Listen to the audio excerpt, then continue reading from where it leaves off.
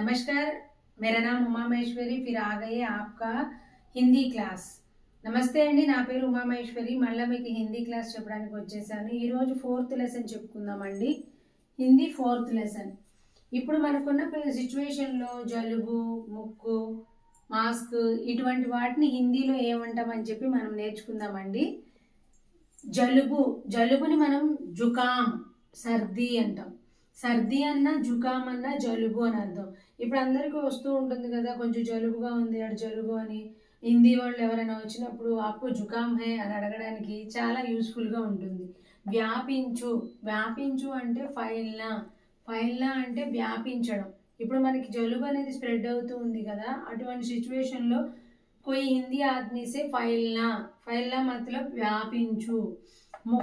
ముక్కుని మనం హిందీలో ఏమంటామంటే నాక్ అంటే ముక్కు.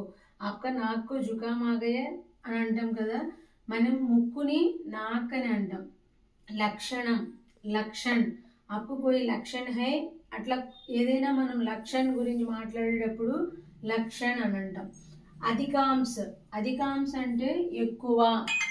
అధికాంశ్ అంటే ఎక్కువ అని. ఎక్కువని మనం అధికాంశ అంటాం.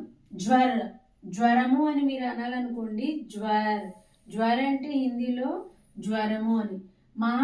మాస్క్ని మనం అందరూ ఇంగ్లీష్లో లాగే మాస్క్ అని అనేస్తున్నాం, కానీ హిందీలో మాస్క్ అంటే నకాబ్ అంటే మాస్క్. పెట్టుకో అని అంటాం. మాస్క్ రఖో, పెట్టుకో అంటే రఖో అని. మాస్క్ రఖో, जुकाम आ गई है. అభి होने वाले परिस्थितियों के बारे में मैं आपको बताते हैं.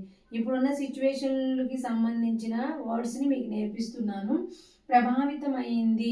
ప్రభావిత్ అంటే స్ప్రెడ్ అయింది, వ్యాపించిపోయింది అని చెప్పడం.